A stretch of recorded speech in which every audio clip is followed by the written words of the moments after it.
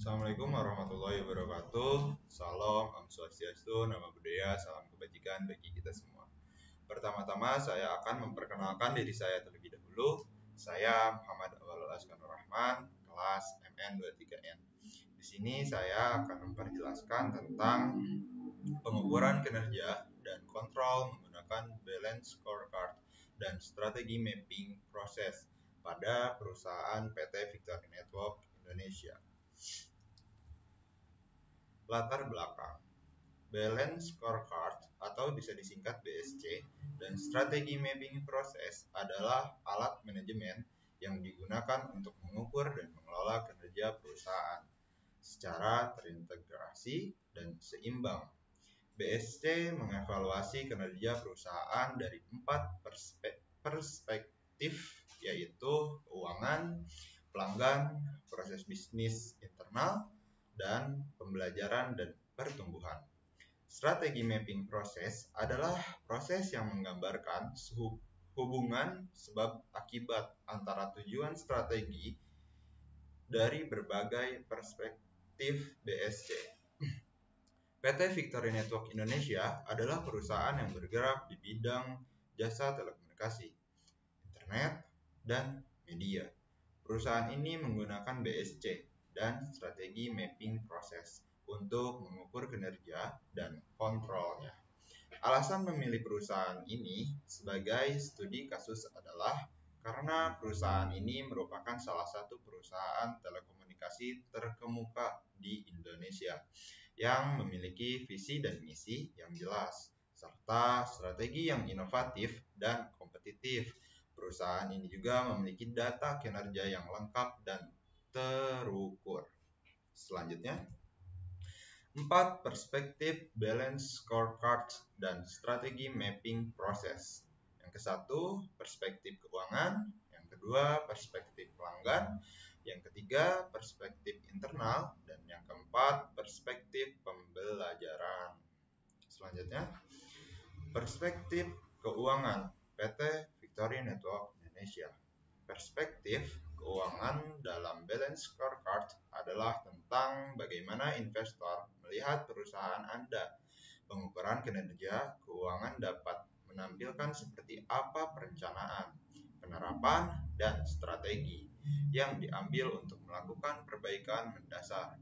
Perspektif keuangan juga dapat memberikan ringkasan konsekuensi dari tindakan ekonomis yang sudah diambil oleh perusahaan. Tujuan strategis dari perspektif keuangan adalah meningkatkan profitabilitas perusahaan. Indikator kinerja yang dapat digunakan untuk mengukur tujuan ini adalah yang satu, pendapatan tahunan. Jumlah uang yang diperoleh perusahaan dari penjualan produk atau jasa dalam 1 tahun. Yang kedua, laba bersih. Jumlah uang yang tersisa setelah dikurangi biaya operasional, pajak, dan bunga dalam 1 tahun. ROI atau Return on Investment, rasio antara laba bersih dengan total investasi yang dikeluarkan perusahaan dalam 1 tahun. Target yang dapat ditetapkan untuk indikator kerja ini adalah yang ke-1, peningkatan pendapatan tahunan sebesar 10% dari tahun sebelumnya. Peningkatan laba bersih sebesar 15% dari tahun sebelumnya. ROI minimal 8% dalam 1 tahun. Inisiatif yang dapat dilakukan untuk mencapai target ini adalah 1. Meningkatkan kualitas produk dan layanan yang ditawarkan perusahaan. Meningkatkan promosi dan pemasaran untuk menarik pelanggan dan mempertahankan pelanggan lama. Meningkatkan efisiensi dan produktivitas operasional perusahaan. Nah, selanjutnya ada perspektif pelanggan. Perspektif pelanggan dalam balance scorecard adalah tentang bagaimana perusahaan melayani dan memuaskan pelanggan.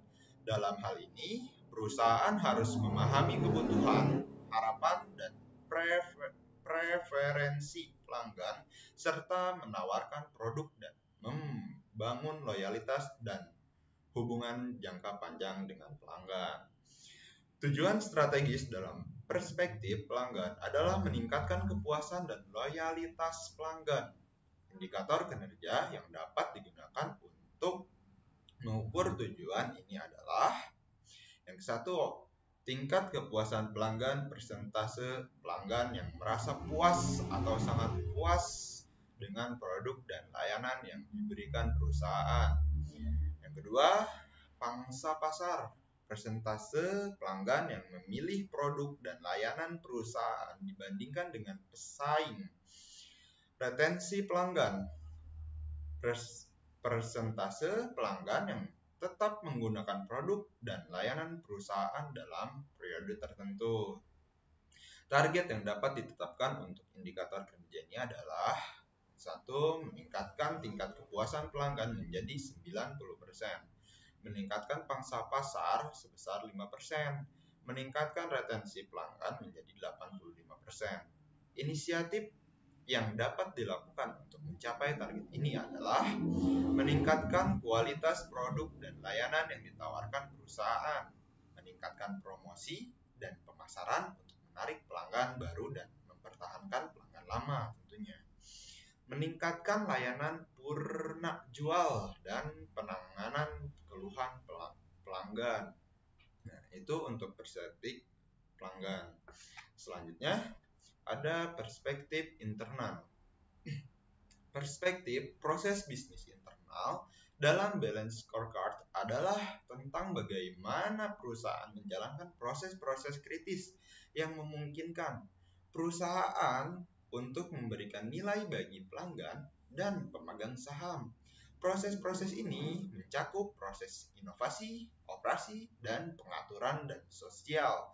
Proses-proses ini harus selaras dengan strategi dan tujuan perusahaan, serta diukur dan ditingkatkan secara berkelanjutan.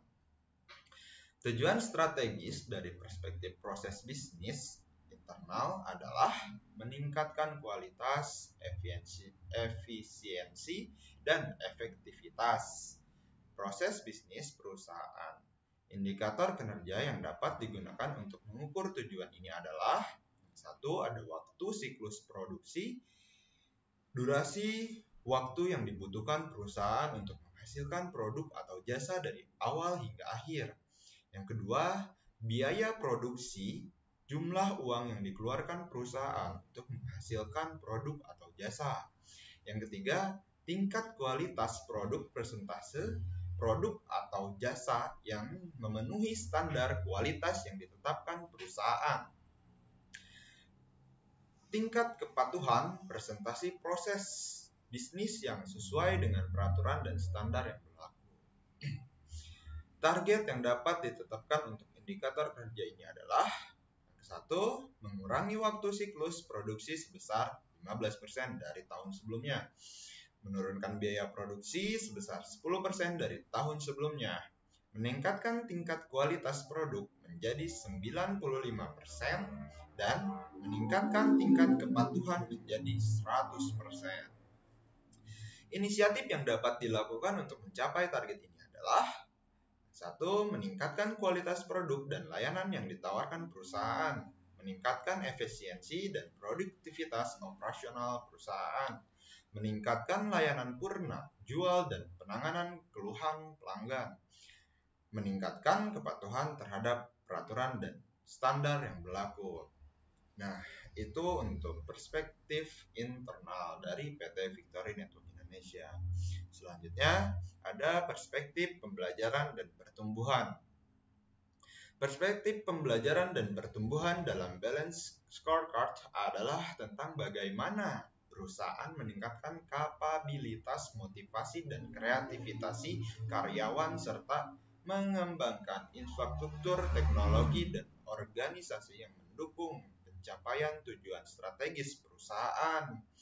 Perspektif ini menekankan pentingnya investasi dalam sumber daya manusia, sistem informasi, dan prosedur kinerja yang merupakan pendorong untuk mencapai hasil yang baik sekaligus mendorong perusahaan menjadi learning organization dan memicu pertumbuhannya. Tujuan strategis dari perspektif pembelajaran dan pertumbuhan dalam meningkatkan kompetensi, inovasi, dan kapabilitas perusahaan indikator kinerja yang dapat digunakan untuk mengukur tujuan ini adalah yang ke satu, ada tingkat keahlian karyawan, persentase karyawan yang memiliki sertifikat dan lisensi atau gelar yang relevan dengan bidang kerja mereka. Yang kedua, ada tingkat pelatihan karyawan, jumlah jam pelatihan yang diikuti oleh karyawan per tahun, tingkat keterlibatan karyawan, presentasi karyawan yang merasa termotivasi, berdaya, dan berkontribusi terhadap visi dan misi perusahaan. Yang keempat, tingkat inovasi perusahaan, jumlah ide, produk, atau layanan baru yang dihasilkan atau diperkenalkan oleh perusahaan per tahun. Masuk ke target yang dapat ditetapkan untuk indikator kinerja ini adalah 1. Meningkatkan tingkat keahlian karyawan menjadi 80%. Meningkatkan pelatihan karyawan menjadi 40 jam per tahun. Meningkatkan tingkat keterlibatan karyawan menjadi 75%. Meningkatkan tingkat inovasi perusahaan menjadi 10 ide, produk, atau layanan baru per tahun. Masuk ke inisiatif yang dapat dilakukan untuk mencapai target ini adalah meningkatkan kualitas dan variasi program pelatihan yang disediakan perusahaan, meningkatkan sistem penghargaan dan pengembangan karir untuk karyawan, meningkatkan komunikasi dan kolaborasi antara karyawan dan manajemen, meningkatkan fasilitas dan anggaran untuk penelitian dan pembangunan. Nah, itu untuk perspektif pembelajaran dan pertumbuhan dari PT Victory Network Indonesia. Selanjutnya, terima kasih. Wassalamualaikum warahmatullahi wabarakatuh.